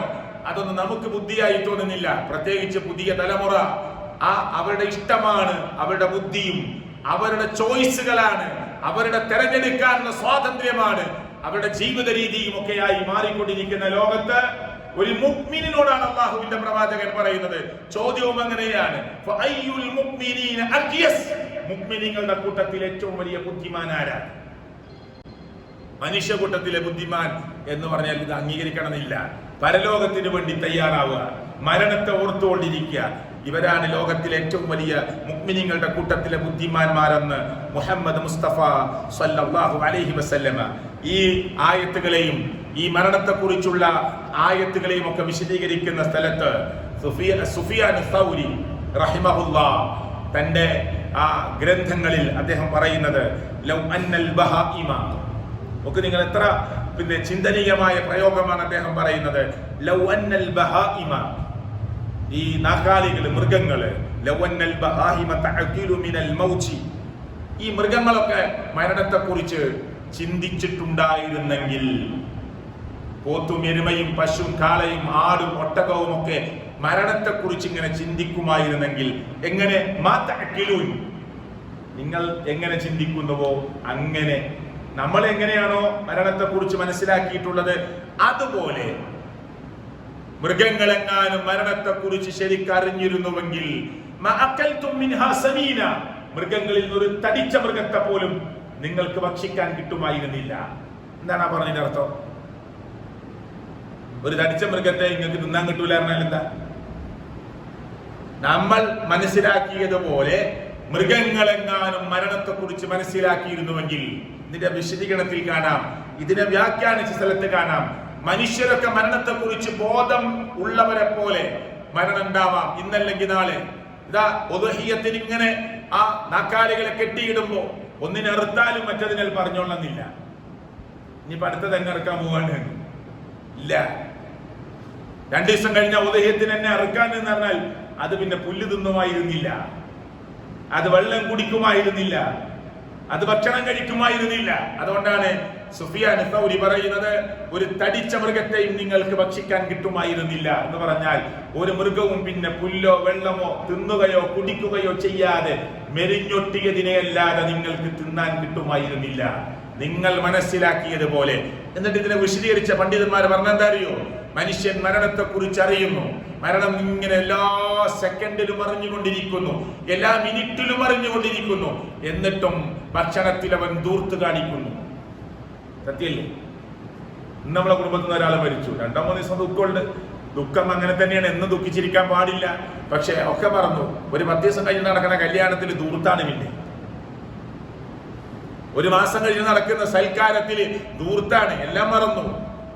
വല്യപ്പ മരിച്ചതും ഉമ്മ മരിച്ചതും ചെറുപ്പക്കാരനായ വാപ്പ മരിച്ചതും പ്രായം കുറഞ്ഞ യൗവനത്തിൽ മകൻ മരിച്ചതും എല്ലാം മറന്നു. മറവിയൊക്കെ ആവശ്യമാണ് മനുഷ്യന്. പക്ഷെ മനുഷ്യൻ മരണത്തെക്കുറിച്ച് മനസ്സിലാക്കിയതുപോലെ മൃഗങ്ങൾ മനസ്സിലാക്കിയിരുന്നെങ്കിൽ എന്ന് പറഞ്ഞതിന്റെ അർത്ഥം അതാണ്. നമ്മളിതൊക്കെ അറിഞ്ഞിട്ടും ആ മരണത്തെക്കുറിച്ച് തയ്യാറാവുകയോ ചിന്തിക്കുകയോ ചെയ്യാൻ മനുഷ്യൻ തയ്യാറാകുന്നില്ല എന്നാണ് ഈ അത് ചിന്ത കിട്ടാനാണ് നമ്മളോട് എന്ത് പറഞ്ഞത്? ഖബർ നിങ്ങൾ സന്ദർശിക്കണം എന്ന് പറഞ്ഞത്. ഇവിടെ തൊട്ടടുത്ത് തന്നെ ഖബർസ്ഥാനില്ലേ? ഇല്ലേ? പറ്റുന്നവരൊക്കെ ഇടക്കിടക്ക് ഫ്രീ കിട്ടുന്ന സമയത്ത് ഒന്ന് ഖബർസ്ഥാനിലേക്ക് ചെല്ലുക, ഖബറാളികളോട് സലാം പറയുക, ആ ഖബറിനെ കുറിച്ച് ഇങ്ങനെ ഒന്ന് ആലോചിക്കുക. ആ ഖബറിലേക്ക് ഇങ്ങനെ നോക്കി നിൽക്കുമ്പോൾ പ്രിയപ്പെട്ടവർ, എത്ര സുഖമായിട്ട് ജീവിച്ച മനുഷ്യരാണ് ഇവിടെ കിടക്കുന്നത്. എത്ര നല്ല സൗകര്യമുള്ള വീടുകളിൽ അന്തിയുറങ്ങിയവരാണ് ആരാരുമില്ലാത്ത 6 അടി മണ്ണിൽ കുടിസതയുള്ള ഖബറിൽ കിടക്കുന്നത്. എന്തൊക്കെ സൗകര്യങ്ങളുള്ള മനുഷ്യനെയാണ് മരണമെന്ന് പറയുന്ന പ്രതിഭാസം, ആ സംഭവം നടന്നു കഴിഞ്ഞാൽ നമ്മൾ ആ ഖബറിലേക്ക് കൊണ്ടുപോയി വെക്കുന്നത് എത്ര സൗകര്യമുള്ള, കോടികൾ ആസ്തിയുള്ള കോടീശ്വരന്മാരായ മക്കളുണ്ടെങ്കിലും 6 അടി മണ്ണിലേക്ക് അവിടെ നമ്മൾ മാർബിൾ വിരിക്കണില്ല, ഇല്ല, ഗ്രാനൈറ്റ് വിരിക്കുന്നില്ല. ആ മണ്ണിലേക്ക് പ്രിയപ്പെട്ടവരെ കെട്ടടിച്ചു വെച്ച് 3 കെട്ടും അടിച്ചിട്ടാണ് നമ്മൾ ആ ഖബറിലേക്ക് വെക്കുന്നത്. ചിന്തിച്ചു നോക്കൂ നിങ്ങൾ, ആ തുണി വരെ ലൂസായി പോവാണ്. അങ്ങനെയാണ് നമ്മൾ ആ ഖബറിലേക്ക് വെക്കുന്നത്. എന്നിട്ട് നമ്മൾ തിരിച്ചു പോരുകയാണ്. ആ ഖബറിൽ ചോദ്യല്ലേ, നമ്മളെ അവിടെ കൂടിയ 100 കണക്കിന് മനുഷ്യന്മാർ, അല്ലാഹുമ്മ സബ്ബിതുഹു ഇൻദ സുആൽ, അല്ലാഹുമ്മ അൽഹിംഹുൽ ജവാബ്, അല്ലാഹുമ്മ ജാഫിൽ ഖബറ അൻ ജംബി, അല്ലാഹുമ്മ ഗഫിർ ലഹു വർഹംഹു, അല്ലാഹുമ്മ ആമിൻഹു മിൻ കുല്ലി ഫസൽ. പടച്ചവനെ, ഈ മനുഷ്യന് പുറത്തു കൊടുക്കണേ അല്ലാഹ്. ഇവിടെ ചോദ്യമുണ്ട്. പടച്ചവനെ, മനസ്സിന് സ്ഥൈര്യം കൊടുക്കണേ അല്ലാഹ്, വിശാലത കൊടുക്കണേ അല്ലാഹ്. ഇതൊക്കെ പ്രാർത്ഥിച്ചിട്ട് ഉറപ്പിച്ചു കൊടുക്കണേ അല്ലാഹ്. അതൊക്കെ ദുആ ചെയ്തിട്ട് നമ്മൾ ധാരാളം സമയം ദുആ ചെയ്ത് അവിടെ ഒരുമിച്ചു ചേർന്ന 100, 200, 300, 50 എത്ര ആളാണ് ഖബറിനടുത്തുള്ളത്, എല്ലാവരും തിരിച്ചു പോരുകയാണ്. നമ്മൾ തിരിച്ചിങ്ങോട്ട് പോരാൻ തുടങ്ങുമ്പോഴേക്ക് നമ്മുടെ കാലടി ശബ്ദം ഖബറിലേക്ക് കേൾക്കുമാർ അപ്പോഴേക്കും 2 മലക്കുകൾ ഖബറിലെത്തി. അതാണ് ഖബറിന്റെ അപ്പുറത്ത് നിന്ന് പോകുന്ന മനുഷ്യരുടെ കാലടി ശബ്ദം ഖബറിലേക്ക് കേൾക്കുമാർ അവിടെ മലായികത്തുകൾ എത്തി. എന്നിട്ട് ചോദ്യം തുടങ്ങുകയാണ്, എഴുന്നേൽപ്പിച്ചിരുത്തുകയാണ്. റൂഹ് അവനിലേക്ക് മടക്കി കൊടുക്കുകയാണ്. അതാണ് അള്ളാഹുവിന്റെ പ്രവാചകൻ പറഞ്ഞത്. എന്നിട്ട് അവനെ എഴുന്നേൽപ്പിച്ചിരുത്തുകയാണ്. 2 മലക്കുകൾ വന്ന് അവനെ എഴുന്നേൽപ്പിച്ചിരിക്കുകയാണ്. എന്നിട്ട് ചോദിക്കുന്നു, ഫയഖൂലാനി, അവർ 2 പേരും ചോദ്യം തുടങ്ങുകയാണ്. എന്താ ചോദ്യം? മർ റബ്ബുക്, മാ ദീനുക്, മൻ നബിയുക്, ആരാ നിന്റെ നബി, എന്താ നിന്റെ മതം, ആരാ നിന്റെ റബ്ബ്? അല്ലേ? ഈ ചോദ്യങ്ങൾക്ക് ഇപ്പൊ ഏത് മുസ്ലിം അല്ലാതെ 5 നേരം നിസ്കരിക്കാത്ത മുസ്ലിം നാമധാരിക്കും അല്ലാഹ് എന്ന് പറയാൻ കിട്ടും, മുഹമ്മദ് റസൂൽ കരീം സല്ലല്ലാഹു അലൈഹി വസല്ലം എന്ന് പറയാൻ കിട്ടും, അൽ ഇസ്ലാം എന്ന് പറയുന്ന മതത്തിന്റെ പേര് പറയാൻ കിട്ടും. പക്ഷെ ഖബറിൽ വെച്ച് ചോദിക്കുമ്പോ പടച്ചവൻ ഇഷ്ടപ്പെടാത്ത ഒരാൾക്കും ഉത്തരം പറയാൻ കിട്ടുകയില്ല. ആ ഖബറിൽ കിടന്ന് പ്രിയപ്പെട്ടവരെ അടികൊള്ളുന്ന അവസ്ഥ ഇതൊക്കെ നമ്മൾ കേട്ടതാണ്. 2 ചെവികൾക്കിടയിൽ ഈ പെരടിയുടെ ഭാഗത്ത് ഉത്തരം പറയാൻ കിട്ടാതെ റബ്ബുക എന്ന് ചോദിക്കുമ്പോ എഴുന്നേൽപ്പിച്ചിരുത്തി റൂഹ് മടക്കി കൊടുത്തുകൊണ്ട് എഴുന്നേൽപ്പിച്ചിരുത്തി ചോദ്യം തുടങ്ങുമ്പോ ഉത്തരം കിട്ടാതെ അടിപ്പെരടിയുടെ ഭാഗത്ത് വീഴുമ്പോ എന്ന് പറയുന്നത് സ്വഹീഹായ ഹദീസിൽ വന്നതാ. ഈ ശബ്ദം വരെ ഖബറിന്നുയരുന്ന, മയ്യത്ത് കൊണ്ടുപോകുമ്പോൾ അട്ടഹാസം വരെ മൃഗങ്ങൾക്കും പക്ഷികൾക്കും ഒക്കെ കേൾക്കുന്ന റസൂൽ കരീം സല്ലല്ലാഹു അലൈഹി വസല്ലം പറഞ്ഞത്. ഇല്ല തഖലൈനി, 2 ടീമുകൾക്ക് കേൾക്കൂലാണ് പറഞ്ഞത് ഈ ശബ്ദം. ഒന്ന് മനുഷ്യനാണ്, ഒന്ന് ജിന്നാണ്. ഇതൊക്കെയാണ് സ്വഹീഹായ ഹദീസിൽ വന്നത്. മനുഷ്യനും ജിന്നിനും കേൾക്കൂല, ബാക്കി എല്ലാവരും അട്ടഹാസം കേൾക്കുന്നുണ്ട്. അതുകൊണ്ട് ഈ ഖബറുണ്ടല്ലോ, അതൊരു ഭയാനകമായ സംഭവമാണ്. മുഅ്മിനീങ്ങൾക്ക് അത് ഇവിടുത്തെ ലോകം വിട്ടിട്ട് പരലോക യാത്രയിലുള്ള 1ാമത്തെ വീടാണ്. എല്ലാവർക്കും 1ാമത്തെ വീടാണ്. പക്ഷെ മുഅ്മിനീങ്ങൾക്ക് അതൊരു സമാധാനത്തിന്റെ വീടാണ്. കുടിശ്ശതയുണ്ടെങ്കിലും അതൊരു സമാധാനത്തിന്റെ വീടാണ്. അതുകൊണ്ട് ആ വീട് ഇടക്കിടക്ക് മുസ്ലിങ്ങൾ, മുഅ്മിനീങ്ങൾ മരണബോധം, എന്റെ വിഷയതാണ്, മരണാനന്തരത്തിലേക്കുള്ള ചില സൂചനകളാണ് ഞാൻ പറയുന്നത്. അല്ല, ഇപ്പൊ നമുക്ക് എത്ര സമയമുണ്ടോ അത്ര പറയാം. അത് കഴിഞ്ഞിട്ട് ഇൻഷാ അല്ലാഹ് പിന്നീട് നമുക്ക് വേണമെങ്കിൽ പറയാലോ. പ്രിയപ്പെട്ടവരെ, ഞാനിത് പറഞ്ഞത് ഈ ബോധം നമ്മുടെ മനസ്സിലേക്ക് വരാനാണ് ഹബീബ് മുഹമ്മദ് മുസ്തഫ സ്വല്ലല്ലാഹു അലൈഹി വസല്ലം എന്ത് പറഞ്ഞത്? നിങ്ങൾ ഖബർ സന്ദർശിക്കണമെന്ന് പറഞ്ഞത്. നമ്മളൊക്കെ ഒരു മയ്യത്തിന്റെ കൂടെ പോകുമ്പോ ഖബറിന്റെ അടുത്തേക്ക് പോകാറുണ്ട്. ഒന്നില്ലേ ആ ഖബറിന്റെ അടുത്ത് പോകും, പാപ്പാന്റെ ഖബറുണ്ടെങ്കിൽ അവിടെ പോകും, ഉമ്മാന്റെ ഖബറുണ്ടെങ്കിൽ അവിടെ പോകും. അല്ലാതെ റസൂൽ കരീം സല്ലല്ലാഹു അലൈഹി വസല്ലം ചില നിലാവെളിച്ചമുള്ള രാത്രി നബിയെ വിരിപ്പിൽ കാണൂല. അതെന്താ അങ്ങോട്ടാ പോയത്? ഖബറിന്റെ അടുത്ത് പോയതാ. അങ്ങനെ സംഭവങ്ങളില്ലേ? സഹാബികളിൽ അങ്ങനെ സംഭവങ്ങളില്ലേ? അപ്പൊ നട്ടപ്പാതിരാക്ക് 12 മണിക്ക് 1 മണിക്ക് ഖബറിന്റെ അടുത്ത് പോകണം എന്നല്ല ഈ പറഞ്ഞതിന്റെ അർത്ഥം. പിന്നെ നമ്മളതൊക്കെ ഇടയ്ക്കൊക്കെ ഒന്ന് ഖബർ കാണാൻ, ഖബർസ്ഥാനിലേക്ക് ചെന്ന് നമ്മളെ കുറിച്ച് ആലോചിക്കാൻ, തൊട്ടടുത്ത ഖബർ ഇങ്ങനെ റെഡിയാക്കി വെച്ചിട്ടുണ്ടെങ്കിൽ അതിനെ കുറിച്ചൊന്ന് ആലോചിക്കാൻ, നമ്മളൊക്കെ ഈ പള്ളിയിലുള്ളവരാണ്. ശരി, 2 or 3 ഖബർ ഇങ്ങനെ അല്പം പകുതി പണി തീർത്തു വെച്ചത്, ചില പാറയുള്ളൊക്കെ സ്ഥലത്ത് പൂർണ്ണമായി 5 ഉം 6 ഉം ഖബറൊക്കെ റെഡിയാക്കി വെച്ചത് കാണാം. അതിങ്ങനെ കാണുമ്പോൾ ഒരു മനുഷ്യനെ പ്രതീക്ഷിച്ചുകൊണ്ടാണ്, നമ്മുടെ മഹലിലെ ഒരാളെ പ്രതീക്ഷിച്ചുകൊണ്ടാണ്, നമ്മുടെ കുടുംബത്തിലെ ഒരാളെ പ്രതീക്ഷിച്ചുകൊണ്ടാണ്, നമ്മുടെ കൂട്ടത്തിലെ ഒരാളെ പ്രതീക്ഷിച്ചുകൊണ്ടാണ്. പ്രിയപ്പെട്ടവരെ, 5 ഉം 6 ഉം ഖബറൊക്കെ ഒരുമിച്ച് 2 or 3 or 4 മരണം ഉണ്ടെങ്കിൽ പെട്ടെന്ന് ഖബർ കുത്തിയാവില്ല എന്ന നിലക്കാണ് റെഡിയാക്കി വെച്ചിട്ടുള്ളത്. ഈ ബോധം ഖബറിന്റെ തൊട്ടടുത്ത് നിൽക്കുമ്പോൾ നമ്മുടെ മനസ്സിലേക്ക് വരും. പടച്ചവനെ, അടുത്ത ഖബറിലേക്ക് ഒരുപക്ഷെ ഞാനായിരിക്കാം ഈ കുടിയിലേക്ക് വരുന്നത്. അതുകൊണ്ടാണ് അള്ളാഹുവിന്റെ പ്രവാചകൻ പറഞ്ഞത്, എന്ത്? സൂറുൽ ഖുബൂർ, നിങ്ങൾ ഖബറിടം സന്ദർശിക്കണം. ഖബറിടം സന്ദർശിക്കണം. എന്തിന്? ആ ഖബറിടം സന്ദർശിക്കുന്നത് വഴി നിങ്ങൾക്ക് 2 ബോധമുണ്ടാകും. 1, നിങ്ങൾക്ക് മരണബോധമുണ്ടാകും. 2, നിങ്ങൾക്ക് പരലോകബോധമുണ്ടാകും. അതിനാണ് ഈ ക്ലാസ്. മരണബോധം ഉണ്ടാവാനാണ്, പരലോകബോധം ഉണ്ടാവാനാണ്, ഖബറിൽ വെക്കുന്ന രംഗത്തെ കുറിച്ച് ആലോചിക്കാനാണ്. 3 ആളുകൾ ഖബറിലേക്ക് ഇറങ്ങി നിന്ന് നമ്മുടെ മയ്യത്ത് ഖബറിലേക്ക് താഴ്ത്തി വെച്ച് 3 കല്ലും വെച്ച് അവര് കയറി 3 പിടി മണ്ണ് എല്ലാവരും വാരിയിട്ട് ബാക്കി മണ്ണ് പൂർത്തീകരിച്ചിട്ട് ഖബറാണെന്നറിയാനുള്ള അടയാളം വെച്ച് പ്രിയപ്പെട്ടവരെ അവിടെ നിന്ന് തിരിച്ചു പോരുമ്പോ പിന്നെ ആ കുടിമാടത്തിൽ നമ്മൾ ഒറ്റക്കാണ്. വീട്ടിലുള്ള ഭാര്യയ്ക്ക് ഇനി ആരുണ്ട് എന്നല്ല ആലോചിക്കേണ്ടത്, വീട്ടിലുള്ള മക്കളുടെ ഇനി ആരുണ്ട് എന്നല്ല. എല്ലാം നോക്കി നടത്തിയ വാപ്പ പോയി, ഇനി ആരാണ് ഈ മക്കൾക്കുള്ളത്? മക്കൾക്ക് ആരെങ്കിലും ഒക്കെ ഉണ്ടാവും, അള്ളാഹുവിനെ ഏർപ്പാട് ചെയ്യും. പക്ഷെ ഈ ഖബറിലേക്ക് യാത്ര പോയവന് ഇനി ആരുണ്ട്? ഈ ഖബറിലേക്ക് യാത്ര പോയവൻ ഇനി ആരുണ്ട്? അള്ളാഹുവിന്റെ നിശ്ചയം 3 വയസ്സുള്ള കുട്ടിയുടെ വാപ്പ, 1.5 വയസ്സുള്ള കുട്ടിയുടെ വാപ്പ, 5 ഉം 8 ഉം 10 ഉം വയസ്സുള്ള മക്കളുടെ ഉപ്പയെ തിരിച്ചു വിളിക്കാനാണ് അള്ളാഹുവിന്റെ തീരുമാനം. പടച്ചവൻ ആ മക്കൾക്ക് ഒരു വഴി അള്ളാഹു കാണും. പക്ഷെ ഈ പോകുന്നവന് ആരുണ്ട്? ഇനി ഈ ഖബറിൽ ഇനി അവൻ ആരുണ്ട്? ചോദ്യം ആരംഭിക്കുകയാണ്. ആ ചോദ്യത്തിന് ഉത്തരം പറയാൻ ഇതുവരെ വാപ്പ ഹോസ്പിറ്റലിൽ ICUയിൽ കിടന്നപ്പോൾ വരെ ഇടവിട്ട് അനുവദിക്കപ്പെട്ട സമയത്ത് 5 മിനിറ്റ് ആണെങ്കിൽ 10 മിനിറ്റ് ആണെങ്കിൽ 5 മിനിറ്റ് ആണെങ്കിൽ ആ സമയം ചോദിച്ച് ICUയുടെ ഉള്ളിൽ ചെന്ന് കൂടെ നിൽക്കാൻ ആളുണ്ടായിരുന്നു. അല്ല, ഒരു സാധാരണ വാർഡിലാണ് കിടക്കുന്നതെങ്കിൽ ആ ഉപ്പയുടെ കാലിന്റെ അടുത്തും തലയുടെ അടുത്തും ഒക്കെ ഇരിക്കാൻ ആളുണ്ടായിരുന്നു. മാറി മാറി ആവശ്യപ്പെട്ട ചൂടുവെള്ളവും അല്ല ആവശ്യപ്പെട്ട ചായയും ആവശ്യപ്പെട്ട ലഘുഭക്ഷണവും കൊണ്ടുവന്നു കൊടുക്കാൻ മത്സരിക്കാൻ ആളുണ്ടായിരുന്നു. പക്ഷെ ഇനി ആരുണ്ട് ഈ ഖബറിടത്തിൽ? ആരാണുള്ളത്? അതാണ് ശരിക്കും ഒരു മുസൽമാൻ ആലോചിക്കേണ്ടത്. അങ്ങനെ ആലോചിക്കുമ്പോഴാണ് പ്രിയപ്പെട്ടവരെ നമുക്ക് ഈ ചിന്ത, ഞാൻ പറഞ്ഞല്ലോ, ഈ ആലോചനയും ഈ ചിന്തയും നമ്മുടെ മുന്നിലേക്ക് വരിക. ഒരിക്കൽ റസൂൽ കരീം സല്ലല്ലാഹു അലൈഹി വസല്ലം സഹാബത്ത് ഇങ്ങനെ പോവുക. അപ്പൊ ഒരു ഖബറിന്റെ അടുത്തെത്തി കേട്ടോ. പിന്നെ സഹാബി പറയാണ്, റസൂലില്ല, ഞങ്ങൾ റസൂൽ സല്ലല്ലാഹു അലൈഹി വസല്ലമിന്റെ കൂടെയായിരുന്നു. അപ്പോഴോ ഒരു ജനാസയിൽ ഫീ ജനാസത്തി ഫജലസ അലാ ഷഫീരിൽ ഖബർ, ഒരു ഖബറിന്റെ അടുത്ത് അല്ലാഹുവിന്റെ പ്രവാചകൻ ആ ഖബറിന്റെ അടുത്ത് ഇങ്ങനെ ഇരുന്നിട്ട് ഫബകാ, അല്ലാഹുവിന്റെ പ്രവാചകൻ ഇങ്ങനെ കരയാണ്. ജനാസയുടെ കൂടെ ഞങ്ങളൊക്കെ ഉണ്ട്. ഖബറിന്റെ അടുത്ത് അല്ലാഹുവിന്റെ റസൂൽ ഇരുന്നു സല്ലല്ലാഹു അലൈഹി വസല്ലം. എന്നിട്ട് ഇങ്ങനെ ഇരുന്നിട്ട് അവിടെ നിന്ന് കരയാണ്. എങ്ങനെ കരയണത്? ഹത്താ ബല്ലത്തറ, കണ്ണീരിങ്ങനെ ഒലിച്ചിട്ട് ആ മരുഭൂമിയിലെ ആ മണലിൽ ഇരുന്ന സ്ഥലത്തേക്ക് ഇങ്ങനെ കണ്ണുനീര് ഒറ്റി വീണിട്ട് അവിടെയൊക്കെ നനഞ്ഞു.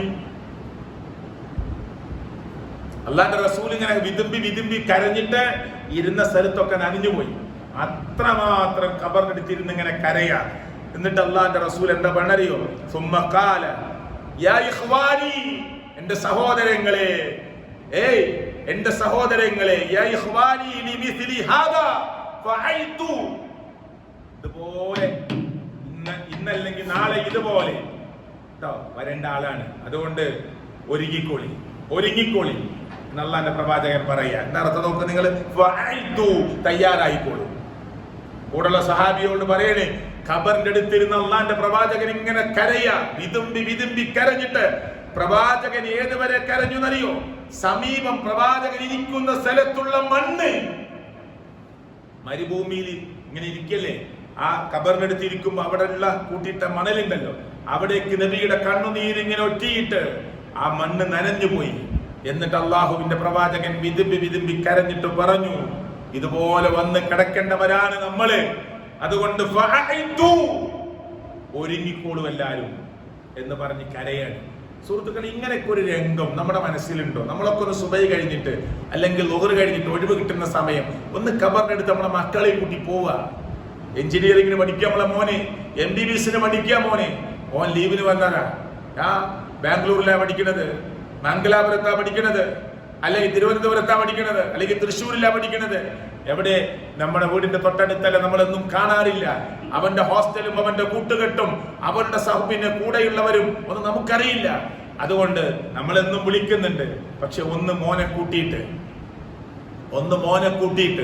നമ്മുടെ മക്കളെയൊക്കെ ഒന്ന് കൂട്ടിയിട്ട് ചെന്ന് ഖബറിന്റെ അടുത്ത് ഒന്ന് പറയാ, ഇതുപോലെ കിടക്കേണ്ടവനാട്ടോ. നീ ഡോക്ടറാണെങ്കിലും, നീ എഞ്ചിനീയർ ആയാലും, നീ ബിരുദാനന്ദ ബിരുദത്തിന്റെ സർട്ടിഫിക്കറ്റുകൾ വാങ്ങിയാലും, മോനെ നിന്നെ പഠിപ്പിക്കാൻ കഷ്ടപ്പെടുന്ന ഈ വാപ്പ ഇതുപോലെ ഖബറിൽ കിടക്കേണ്ടവനാണ്. നിന്റെ ഉമ്മയും ഈ ഖബറിൽ വന്ന് കിടക്കേണ്ടവളാണ്. നിന്റെ ജ്യേഷ്ഠത്തെയും ഈ ഖബറിൽ വന്ന് കിടക്കേണ്ടവളാണ്. അതുകൊണ്ട് ഈ കിടത്തം ഇന്ന് ഇവർ കിടക്കുന്നു, നാളെ നമ്മളാണ്. അതുകൊണ്ട് ഈ ഖബറിൽ കിടക്കാനുള്ള ഒരുക്കം നടത്തണേ എന്ന് നമ്മൾ നമ്മുടെ മക്കളോട് പറഞ്ഞിട്ടുണ്ടോ? ഉണ്ടോ? അല്ലാഹുവിന്റെ റസൂൽ സല്ലല്ലാഹു അലൈഹി വസല്ലമയെ കുറിച്ചാണ് പറയുന്നത്. ഹദീസിൽ അങ്ങനെ തന്നെയല്ലേ പ്രയോഗം? നോക്ക് നിങ്ങൾ, കുന്നാ മഅ റസൂലില്ല, ഞങ്ങൾ അല്ലാഹുവിന്റെ റസൂലിന്റെ കൂടെയായിരുന്നു. ഫീ ജനാസത്തിൻ ഫജലസ അലാ ശഫീരിൽ ഖബരി. കണ്ടോ?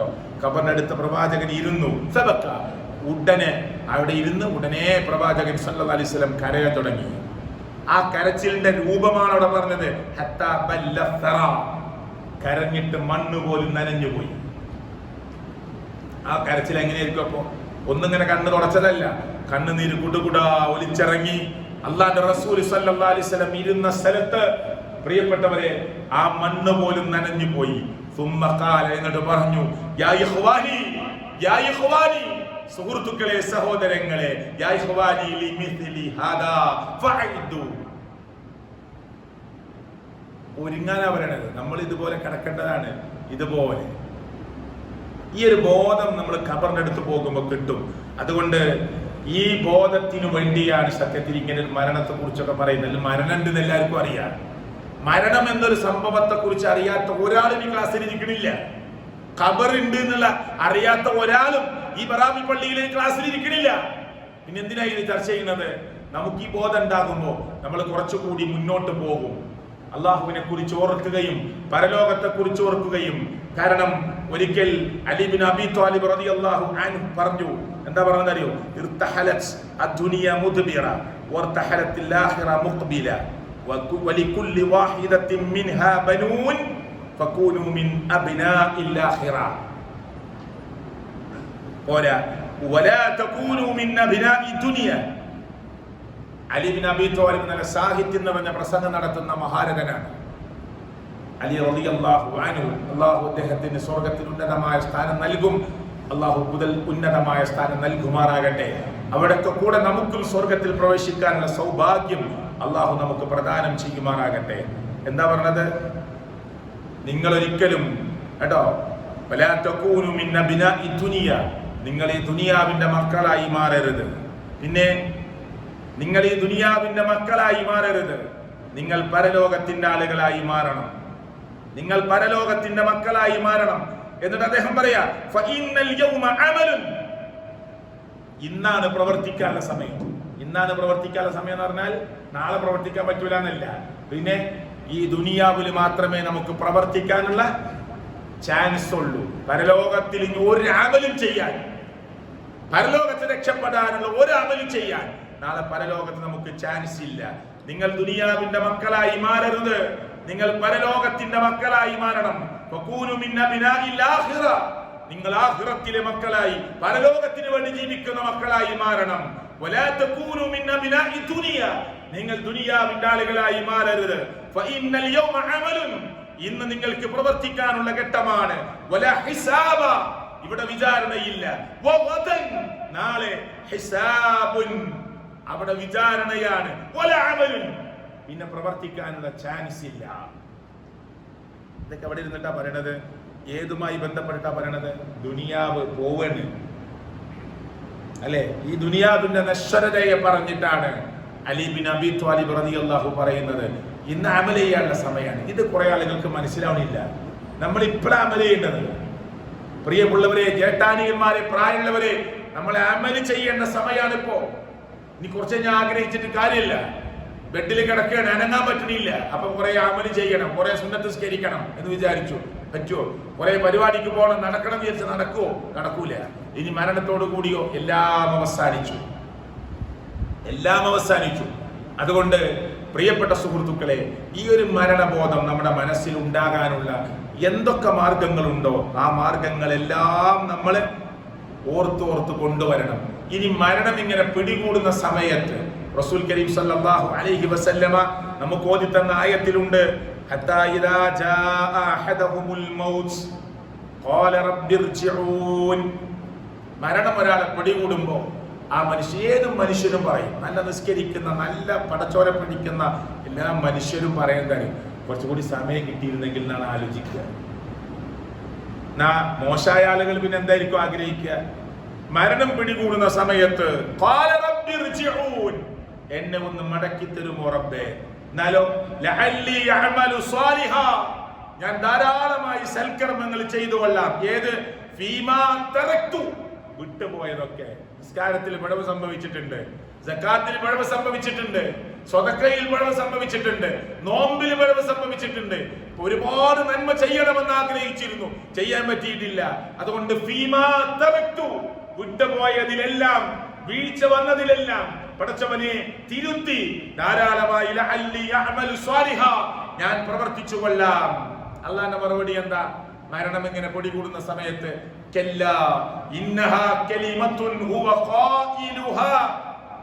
ഇതൊക്കെ ഒരു വെറും വർത്തമാനം മാത്രമാണ്, അങ്ങനെ പറഞ്ഞുകൊണ്ടിരിക്കും. അതൊക്കെ ഒരു വെറും വാക്കാണോ, അതങ്ങനെ പറഞ്ഞുകൊണ്ടിരിക്കും.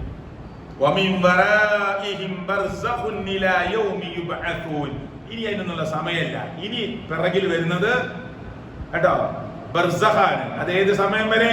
ഇലാ യൗമി യുബ്അസൂൻ. ഇനി നിന്നെ ഉയർത്തെഴുന്നേൽപ്പിക്കുന്ന ഒരു ദിവസം വരാനുണ്ട്. അവിടെ വരെ ഈ ലോകത്തല്ല ഇനി ജീവിക്കേണ്ടത്. ഇനി നീ ജീവിക്കുന്നുണ്ട്, പക്ഷെ അത് ബർസഖിലാണ്. ഈ മടക്കം ഇവിടേക്ക് ഇപ്പൊ നീ ജീവിച്ച പോലെ ഒരു മടക്കം ഇല്ല, സമയം തീർന്നു. പക്ഷെ നിന്നെ കൊണ്ടുപോകാൻ എവിടേക്ക്? ബർസഖിലേക്ക്. അത് എവിടെ വരെയുണ്ട്? ഇലാ യൗമി യുബ്അസൂൻ. ഉയർത്തെഴുന്നേൽപ്പ് നാൾ വരെ ബർസഖിലേക്കാണ്. അതാണ് നിനക്ക് പിറകിൽ ഇനി വരാൻ പോകുന്നത്. അല്ലാതെ ഇപ്പൊ ഖേദിച്ചിട്ട് കാര്യമില്ല എന്ന് പ്രിയപ്പെട്ടവരെ അല്ലാഹു തആല പറയുമെന്ന് മുത്തു മുഹമ്മദ് മുസ്തഫ സല്ലല്ലാഹു അലൈഹി വസല്ലമ എന്നെയും നിങ്ങളെയും ഓർമ്മപ്പെടുത്തുന്ന രംഗമാണ് ഞാൻ ഈ പറഞ്ഞ ഒരുപാട് ആയത്ത്, ഒരുപാട് ഹദീസിലെ കൊച്ചു കൊച്ചു കാര്യങ്ങൾ, പണ്ഡിത ഇബാറത്തുകളൊക്കെ ഞാൻ ഈ ക്ലാസ്സിൽ കുറെ പറ്റാവുന്നത്ര ഞാൻ കേൾപ്പിച്ചു. ഇതിലൂടെ നമ്മൾ മനസ്സിലാക്കേണ്ടത് ഈ മരണം പ്രിയപ്പെട്ടവരെ എല്ലാവരും ഉറപ്പിച്ചതാണ്. ഇന്നല്ലെങ്കിൽ നാളെ. അള്ളാഹു നമുക്ക് ദീർഘായുസ് നൽകുമാറാകട്ടെ. അള്ളാഹു നമുക്ക് ദീർഘായുസ് നൽകുമാറാകട്ടെ. അള്ളാഹു നമുക്ക് ആഫിയത്തുള്ള ദീർഘായുസ് നൽകുമാറാകട്ടെ. ആരോഗ്യത്തോടു കൂടി ജീവിക്കാനുള്ള സൗഭാഗ്യം അള്ളാഹു പ്രദാനം ചെയ്യുമാറാകട്ടെ. അതൊരു വലിയ സൗഭാഗ്യമാണ്. മരിക്കുന്നത് വരെ ആരോഗ്യത്തോടു കൂടി ജീവിക്കാനുള്ള സൗഭാഗ്യം, മറ്റുള്ളവരെ ബുദ്ധിമുട്ടിക്കാതെ ജീവിക്കാനുള്ള സൗഭാഗ്യം, അത് അള്ളാഹു നമുക്ക് പ്രദാനം ചെയ്യുമാറാകട്ടെ. ഈ മരണം കഴിഞ്ഞാൽ നമ്മളെ കൊണ്ടുപോയി വെക്കാനുള്ള ആയിരക്കണക്കിന് മനുഷ്യരെ വെച്ച ഇവിടുന്ന് 5 മിനിറ്റ് നടന്നാലെത്തുന്ന അല്ലെങ്കിൽ 10 മിനിറ്റ് നടന്നാലെത്തുന്ന ഖബർസ്ഥാനിൽ നമുക്കൊക്കെ അറിയാം അല്ലേ? അവിടെ എത്രയോ നമുക്ക് പരിചയമുള്ളവരെ കൊണ്ടുപോയി ഖബറടക്കം ചെയ്തിട്ടുണ്ട്. അവിടേക്ക് അല്ലെങ്കിൽ മറ്റൊരു ഖബറിടത്തിലേക്ക് പോകാനുള്ളവരാണ് നമ്മൾ.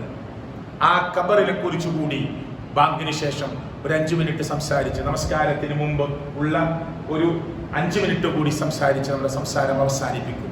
അല്ലാഹു തആല മുതൽ ചിന്തിക്കുന്ന, മുതൽ ആലോചിക്കുന്ന മുത്തഖീങ്ങളുടെ, മുഅ്മിനീങ്ങളുടെ കൂട്ടത്തിൽ അല്ലാഹു നമ്മെ ഉൾപ്പെടുത്തി അനുഗ്രഹിക്കുമാറാകട്ടെ.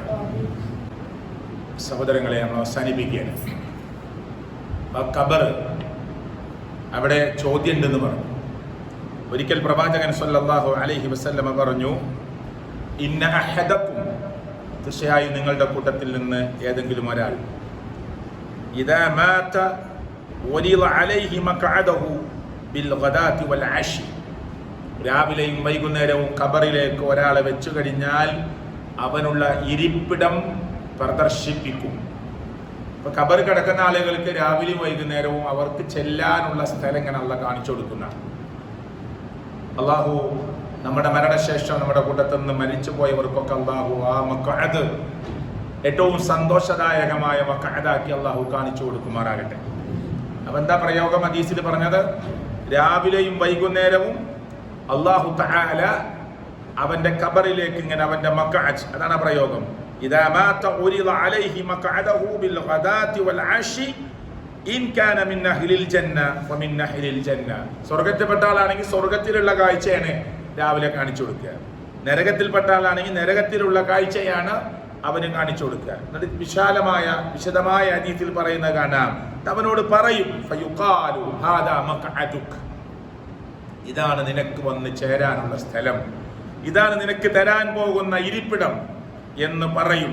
ഹത്താ യബ്അതഖല്ലാഹു യൗമൽ ഖിയാമ, നിന്നെ ഉയർത്തെഴുന്നേൽപ്പിച്ച് നാളെ കൊണ്ടുവരുന്ന സമയത്ത് നിനക്ക് തരാനുള്ളതാണ് എന്ന് പറഞ്ഞ് അതുവരെ ഈ ഒരു കാഴ്ച ഇങ്ങനെ അള്ളാഹ് കാണിച്ചു കൊടുക്കുകയാണ്. ഈ കാഴ്ച എവിടെ ഉണ്ടാവും? ഉയർത്തെഴുന്നേൽപ്പിക്കുന്നത് വരെ ഈ കാഴ്ച രാവിലെയും വൈകുന്നേരവും ഖബറിലേക്ക് ഇങ്ങനെ തുറന്ന് കാണിക്കുന്ന. അപ്പൊ സ്വർഗത്തിലേക്കുള്ള ആളാണെങ്കിൽ സ്വർഗത്തിന്റെ കാഴ്ച, നരകത്തിലേക്കുള്ള ആളാണെങ്കിൽ നരകത്തിന്റെ കാഴ്ച. നരകം അത് ഒരു മനുഷ്യന്റെ കണ്ണിൽ അല്ലാഹു തആല ഒരു അല്പം ഒന്ന് കാണിച്ചാൽ തന്നെ ഉൾക്കൊള്ളാൻ പറ്റാത്ത, മാനസികമായി അവൻ തളർന്നു പോകുന്ന, പിന്നെ എന്താ പറയാ, വെപ്രാളപ്പെട്ടു പോകുന്ന ഒരു കാഴ്ചയാണ് നരകം. അള്ളാഹു നമ്മെ കാത്തുരക്ഷിക്കുമാറാകട്ടെ. സുഹൃത്തുക്കളെ, ഈ ഖബറിൽ നമ്മൾ ഒറ്റക്ക് കിടക്കണം. അത് മാത്രമേ ഞാനിപ്പോൾ പറയുന്നുള്ളൂ. സമയം അവസാനിക്കുക. ഈ ഖബറിൽ നമ്മൾ ഒറ്റക്കാണ്. ഇവിടേക്ക് എന്ത് പ്രശ്നങ്ങൾ ഉണ്ടെങ്കിലും ഓടി വരാൻ ആളുണ്ട്. എന്ത് പ്രശ്നം, നിങ്ങളുടെ സാമ്പത്തിക പ്രശ്നമാവട്ടെ നിങ്ങളെ സഹായിക്കാൻ ആളുണ്ട്. നിങ്ങളുടെ ശാരീരികമായ പ്രശ്നങ്ങളാകട്ടെ നിങ്ങൾക്ക് താങ്ങു നൽകാൻ ആളുണ്ട്. മാനസികമായ പ്രശ്നമാകട്ടെ മനസ്സിന് ധൈര്യം നൽകാവുന്ന വർത്തമാനങ്ങൾ പറയാവുന്ന സുഹൃത്തുക്കൾ ഉണ്ടാവാം. പക്ഷേ ഖബറിൽ നമ്മൾ ഒറ്റക്കാണ്. നമുക്ക് ഏറ്റവും വലിയ ധൈര്യം നമ്മുടെ ഖുർആനും ഹദീസും അള്ളാഹുവിനുള്ള വിശ്വാസവുമാണ്, യാതൊരു സംശയമില്ല. അത് കഴിഞ്ഞിട്ടേ ബാക്കി എല്ലാവരുടെ സംസാരങ്ങൾക്കും വിലയുള്ളൂ.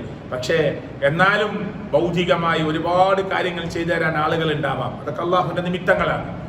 എന്നാൽ ഖബറിൽ നമ്മൾ ഒറ്റക്കാണ്.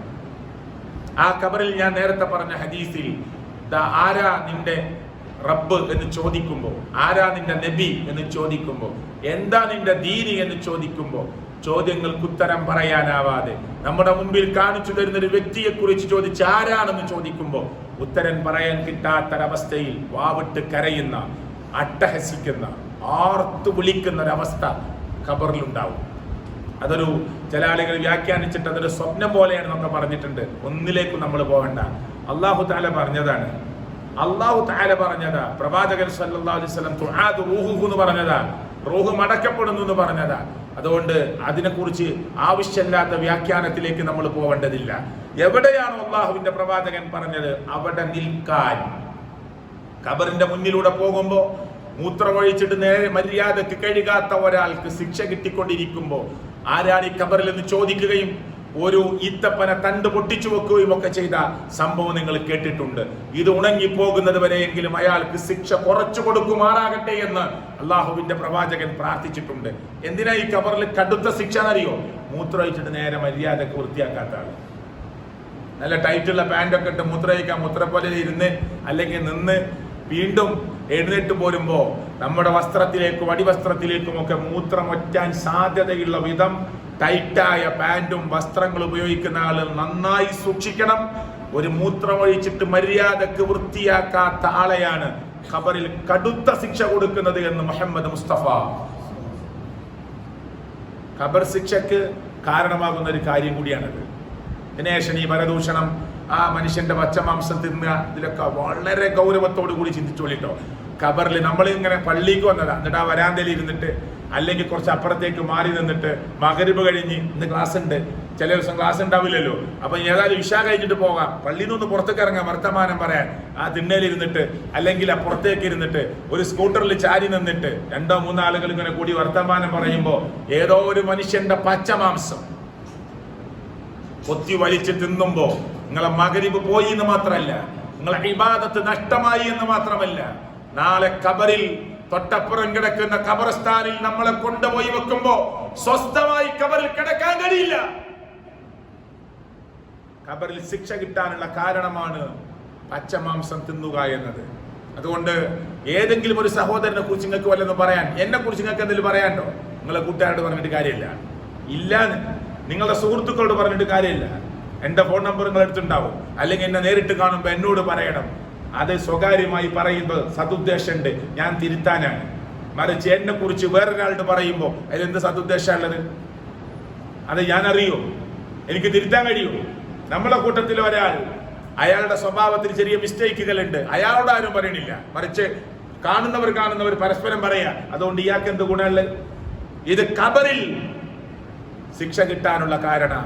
ഖബറിലെ ശിക്ഷ അല്ലാഹു തആല മുഹമ്മദ് മുസ്തഫ സല്ലല്ലാഹു അലൈഹി വസല്ലമക്ക് അറിയിച്ചു കൊടുത്തിട്ട് പ്രിയപ്പെട്ടവരെ, ഈ ഖബറിൽ കിടക്കുന്ന മനുഷ്യന് കടുത്ത ശിക്ഷ കിട്ടുന്നു എന്ന് അള്ളാഹുവിന്റെ പ്രവാചകൻ പറയുകയും അയാൾക്ക് വേണ്ടി ശിക്ഷ കുറച്ച് കിട്ടാൻ വേണ്ടി പ്രാർത്ഥിക്കുകയും ഒരു ഈത്തപ്പന തണ്ടിൽ നിന്ന് പൊട്ടിച്ചു വെച്ച് ഇത് ഉണങ്ങിപ്പോകുന്നത് വരെയെങ്കിലും അള്ളാഹു ശിക്ഷ കുറച്ചു കൊടുക്കുമാറാകട്ടെ എന്ന് ആഗ്രഹിക്കുകയും ചെയ്ത സംഭവമൊക്കെ നമ്മൾ കേട്ടിട്ടുണ്ട്. അതുകൊണ്ട് അള്ളാഹു തആല മരണത്തെക്കുറിച്ചും മരണാനന്തര ജീവിതത്തെക്കുറിച്ചും ഖബറിനെ കുറിച്ചും ചോദ്യങ്ങളെ കുറിച്ചും ഒക്കെ ആലോചിക്കുന്ന മുത്തഖീങ്ങളിൽ മുഅ്മിനീങ്ങളിൽ അള്ളാഹു നമ്മെ ഏവരെയും ഉൾപ്പെടുത്തി അനുഗ്രഹിക്കുമാറാകട്ടെ. സംഭവിച്ചു പോയ എല്ലാ തെറ്റുകുറ്റങ്ങളും അള്ളാഹു തആല നമുക്ക് പുറത്ത് മാപ്പ് നൽകുമാറാകട്ടെ. നമ്മുടെ കൂട്ടത്തിൽ കിടക്കുന്ന രോഗികൾക്ക് അള്ളാഹു പൂർണ്ണമായി ശമനം നൽകി അനുഗ്രഹിക്കുമാറാകട്ടെ. ആരോഗ്യപരമായ പ്രയാസങ്ങൾ അനുഭവിക്കുന്നവർക്ക് അള്ളാഹു നല്ല ആരോഗ്യവും നല്ല ആഫിയത്തും അള്ളാഹു പ്രദാനം ചെയ്യുമാറാകട്ടെ. കടങ്ങളിൽ ബുദ്ധിമുട്ടുന്ന ആളുകൾക്ക് സർവശക്തനായ അള്ളാഹു അത് വീട്ടാനുള്ള പോംവഴി കൊടുത്ത് അനുഗ്രഹിക്കുമാറാകട്ടെ. ലോകത്തിന്റെ എവിടെ വെച്ച് മരിക്കേണ്ടി വന്നാലും ലാ ഇലാഹ ഇല്ലല്ലാഹ് എന്ന കലിമത്തു തൗഹീദ് ഉച്ചരിച്ച് മരിക്കാനുള്ള സൗഭാഗ്യം അള്ളാഹു നമുക്ക് പ്രദാനം ചെയ്യുമാറാകട്ടെ. റബ്ബനാ ആതിനാ ഫിദ്ദുനിയ ഹസന വഫിൽ ആഖിറതി ഹസനത വഖിനാ അദാബന്നാർ. ആമീൻ ആമീൻ ബിറഹ്മതിക യാ അർഹമർ റഹീമീൻ.